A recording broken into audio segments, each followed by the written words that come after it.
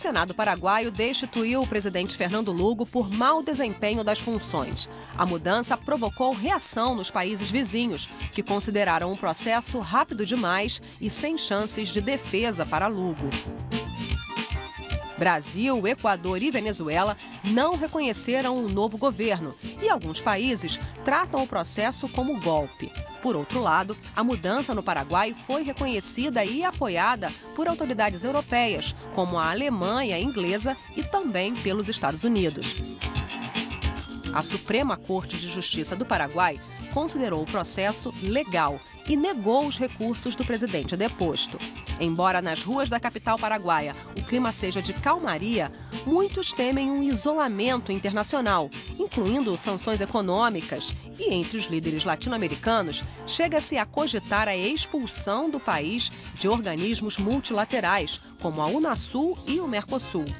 Mas quais seriam as consequências? A aproximação do Paraguai com outras potências fora do bloco preocupa o governo brasileiro? Como fica o equilíbrio de forças na região? Qual deve ser o papel do Brasil na crise? E como fica a situação do Mercosul?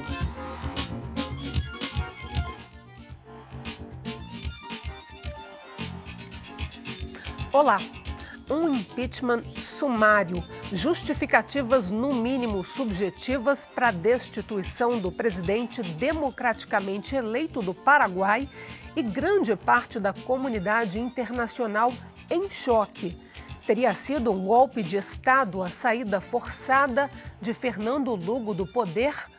E quais são as consequências políticas e econômicas para o Paraguai após a suspensão do Mercosul e da Unasul? Para debater o assunto, sem dúvida polêmico, eu converso com Pio Pena, doutor em História e professor de Relações Internacionais pela Universidade de Brasília, Fabrício Pereira, doutor em Ciência Política e professor na Universidade Federal da Integração Latino-Americana. Temos também 2 deputados que fazem parte da representação brasileira no Parlamento do Mercosul. Deputado Júlio Campos, do Democratas do Mato Grosso, e o deputado Stedley, do PSB do Rio Grande do Sul. Professor Pio, começo pelo senhor. O senhor defende que a destituição do poder do presidente do Paraguai é perfeitamente legal. Agora, existem algumas acusações contra ele. A principal e mais geral, ter mau desempenho no cargo. Outras, ter vínculos com movimentos sociais, ter apoiado manifestação de jovens esquerdistas no Comando de Engenharia das Forças Armadas em 2009, submeter militares às ordens de sem terras no começo de 2012, ter deixado crescer a violência no país e ratificar o chamado Protocolo de Ushuaia II, que é um documento do Mercosul de 2011 que prevê sanções contra países que ameaçam a democracia. Não são justificativas muito genéricas e como que um presidente poderia, em 24 horas, se defender de justificativas tão genéricas como essa? O prazo, de fato, dado a ele para se defender institucionalmente foi reduzido, mas não há na legislação paraguaia uma definição de prazos processuais para a defesa. Por isso é que eu questiono a ideia de um golpe de Estado. Houve uma substituição de um presidente, o juízo é um juízo político, sem dúvida nenhuma, não se trata, portanto, aí, essas acusações, de fato, a oposição necessita de argumentos para o impeachment do presidente. Foram esses argumentos que eles coletaram naquele momento, mas todos nós sabemos que a ideia era substituir o presidente da República. Ora, se nós formos tomar, por exemplo, uma comparação, qual foi o principal argumento para o impeachment do presidente Collor? Foi a corrupção. Pois o presidente Collor foi julgado do ponto de vista político, condenado e impedido de exercer a função... muito longo, com manifestação Mas ele foi popular. impedido de exercer a função presidencial. E o que aconteceu na sequência? Ele foi absolvido pela justiça. Você vê que a diferença é uma questão de celeridade do processo. Agora, as justificativas, professor Fabrício, tem por trás uma questão socioeconômica que vai por trás de todos os países na América Latina, Brasil incluído, que é a questão agrária. E o presidente paraguaio tentava mexer muito nessa questão. As agências internacionais dão que no Paraguai 80% das terras estão no poder de 2% da população. E 39% da população vive no estado de pobreza. É uma justificativa mais importante, na sua opinião, do que o mau manejamento, digamos assim, da questão social, não conseguir lidar com conflitos sociais, que era a justificativa oficial para o impeachment? Se formos analisar a questão de fundo, explicando o que ocorreu no Paraguai, um golpe, essa questão de fundo é exatamente o tema socioeconômico da questão rural, essa divisão desigual da terra no Paraguai. Por que eu afirmo isso? Bom, porque o presidente Lugo chegou ao poder com essa promessa principal de fazer um processo de reforma agrária. E esse processo não foi muito bem realizado por ele, não foi adiante. Ele não conseguiu levar o processo adiante.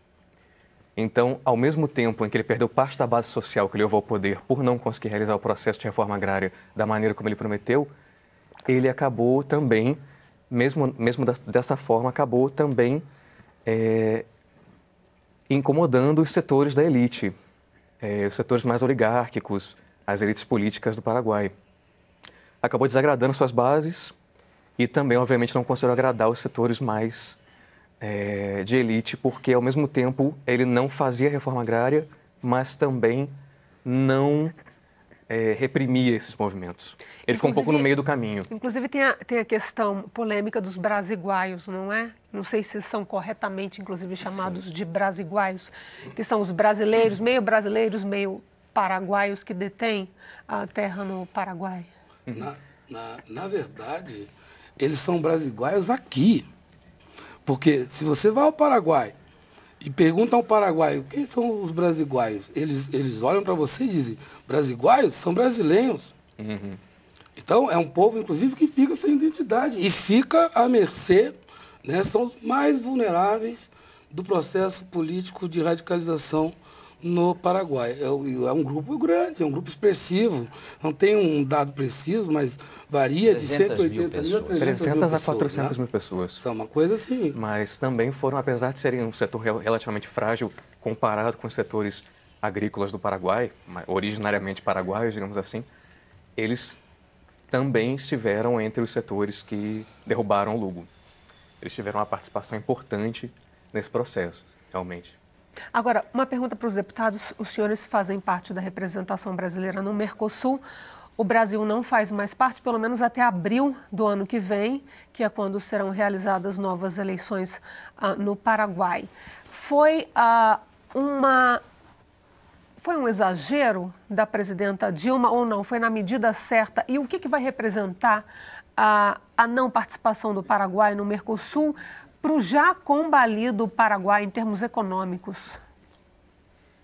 Primeiro, saudar meu colega Júlio, nossos professores, a toda a direção do Expressão Nacional. Na minha opinião, não há dúvida alguma que houve um golpe no Paraguai. Um golpe que, como o professor disse, não se tinha um argumento, só estava esperando um momento para dar o golpe. Aliás, o presidente Lugo sempre governou com uma... Não dá para dizer nem minoria, porque não tinha ninguém com ele no Congresso. A forma de representação de voto em lista que tem no Paraguai, poucos partidos, Lugo estava sempre isolado. E estando sempre isolado, veja os absurdos que se cometia. Não era aprovado o embaixador do Paraguai no Brasil, não tinha o diretor de Itaipu, que era indicado pelo Lugo. O Congresso sempre boicotou o Lugo.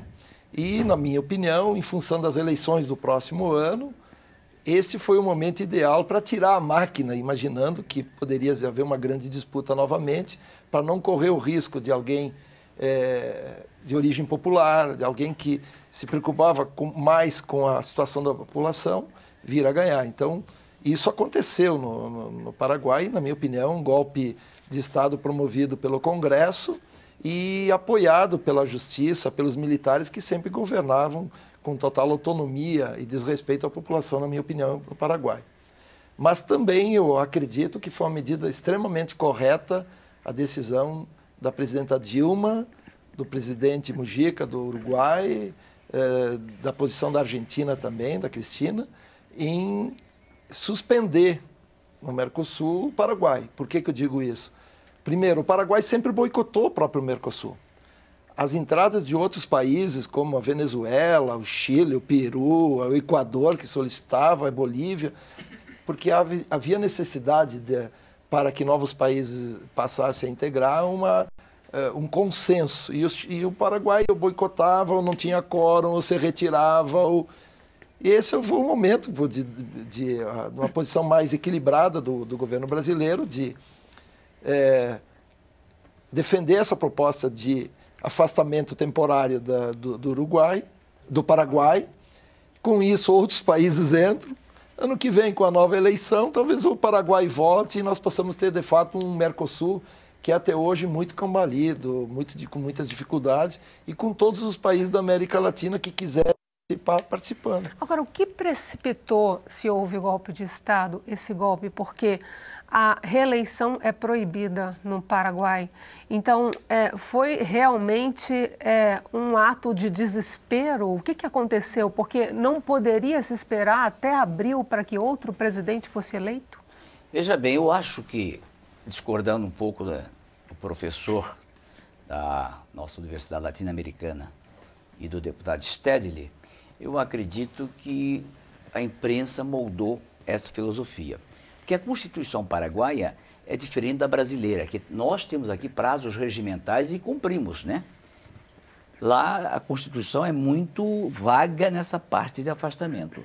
E eu acredito que o presidente Fernando Lugo, também por ser originário da Igreja Católica, por ser um não político, ele não teve habilidade suficiente de conseguir o mínimo de apoio e sustentação política no Congresso. Tanto é que a votação dele, mesmo por dizendo que pode ser um golpe, ele teve na Câmara dos Deputados, dos 75 deputados paraguaios, dos quais o partido dele, que era o Partido Radical, né, contra os colorados e o outro do presidente, do general Oviedo, conseguiu um voto. Dos 75, ele só teve um voto contra o impeachment. E no Senado, que é a que carimba o impeachment, como aqui no Brasil, a Câmara inicia o processo e o Senado realmente afasta o presidente, como foi com o Fernando Collor. O que ocorreu? No Senado, dos 45 senadores, ele teve apenas 4 votos contra o afastamento dele. E quando ele esperava aquele apoio popular, grande manifestação das classes mais humildes que poderia, não foi à rua. Houve uma tranquilidade serena, não se teve presença de forças armadas, não se teve presença de movimentação. Então, acredito que da parte jurídica institucional, que foi muito precipitada, mas não tem nenhuma ilegalidade que a gente possa contratar. O que eu fui contra essa radicalização de tentar tirar o Paraguai do Mercosul é que eu acho que é uma punição muito grave ao povo paraguaio. Nós brasileiros criticamos muito o americano, dizer que os Estados Unidos tratam os países da América do Sul, da América Central, como quintal dos Estados Unidos. E a maneira prepotente como o Brasil está tendo hoje, forte, hoje o Brasil é uma nação extremamente forte, tanto é que faz parte do grupo dos 8 mais importantes países, está falando do BRIC, grupo dos 20, está tratando neste momento o Paraguai como se fosse um quintal brasileiro. E não é. Nós temos que respeitar a soberania daquele país. E é um país irmão, e principalmente a nós de Mato Grosso do Sul, que somos estados vizinhos do Paraguai, fronteira seca, ruas, determinadas cidades do nosso estado dividem com o Paraguai com uma rua. Então temos uma participação ativa, permanente, né, com relação a... A gente fica preocupado no sentido de já há uma pobreza muito forte no Paraguai.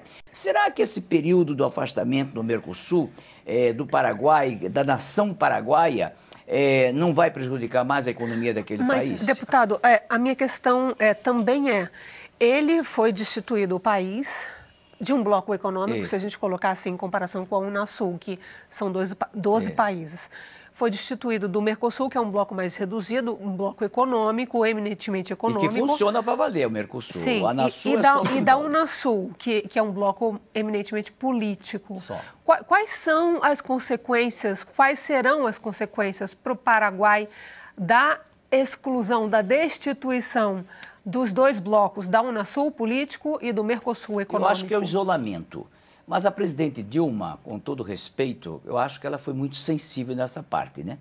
Ela aguardou a posição dos demais presidentes dos países vizinhos e realmente já declarou, através do governo federal, que não vai, nesse período que o Paraguai está afastado do Mercosul, tomar medidas restritivas à economia paraguaia, porque nós temos um problema, além dos brasiguaios, os brasileiros que moram no Paraguai, e Mato Grosso foi um dos estados que mais exportou agricultores, que hoje o Paraguai já é um grande produtor do agronegócio, da alimentação para o mundo, e ocupa os portos de exportação brasileiro. Toda a exportação paraguaia sai via Paranaguá, sai via os rios, o litoral brasileiro. Então, eu acredito que, neste instante, é mais uma punição política, né? Porque a econômica eu acho que não vai ter que tomar, porque senão seria um absurdo. Se nós queremos o crescimento integral da América do Sul, queremos uma participação maior. Então, nesse sentido, eu acredito que essa punição é mais política e com prazo definido, né? Porque em abril do ano que vem, o Tribunal Superior Eleitoral do Paraguai já fixou que vai ser eleito novo presidente, né? E que não pode ser reeleito. Lá não tem reeleição. É até abril, né? Porque o presidente toma posse em agosto. Em agosto. É 14 meses de mandato. E qual a opinião de vocês para a gente fechar esse bloco? Bom, é isso que o deputado falou, exatamente. Não vai ser não é uma expulsão do Mercosul, nem uma expulsão da Unasul. A suspensão. É uma suspensão, e uma suspensão política. Vai ser suspenso dos organismos políticos, das reuniões de cúpula dos presidentes, das reuniões dos ministros. Nada vai afetar economicamente o Paraguai, a fronteira não vai ser fechada, o apoio do FOSEM, os vários projetos do FOSEM ao Paraguai não vão ser cancelados, investimento em infraestrutura, estradas, etc. Nada disso. Nesse sentido, sem querer defender a postura do Itamaraty nesse sentido, foi uma postura moderada, porque a Argentina... Ao contrário da Argentina... A Argentina e outros vizinhos também queriam a expulsão, queriam fechamento de fronteiras, queriam algumas atividades mais radicais. E a postura do governo brasileiro foi realmente mais moderada nesse sentido. Isso é o que a imprensa sugeriu, porque nós assistimos hoje a declaração do vice-presidente uruguaio, e parece que ontem uma entrevista do ministro das Relações Exteriores do Uruguai dizendo que quem conduziu o processo foi o Brasil. Houve um ato de negação por parte do Marco Aurélio Garcia, mas a diplomacia brasileira não é santa. E essa questão da suspensão do Paraguai do bloco, ela foi também uma suspensão de oportunismo. Daí o vice-presidente uruguaio dizer que foi uma agressão institucional, porque aproveitou-se o momento, né, de suspensão do Paraguai para introduzir a Venezuela pela porta dos fundos. Eu queria fazer uma diferenciação questão assim, porque todo o processo de integração demanda negociação. O Mercosul, ele pretende ser um processo que vá além do econômico, um mercado comum com aspirações de se transformar numa união política. E isso implica necessariamente o diálogo permanente entre os membros plenos. Mas por que negar a participação da Venezuela, então? Por que o Paraguai sempre negou? Peço só para a gente guardar esse assunto para o próximo bloco, queria guardar a caixinha de surpresas venezuelana. Eu queria comentar sobre isso também. Bloco. Eu vou encerrar esse bloco, então, pedindo um rápido intervalo. Eu espero você.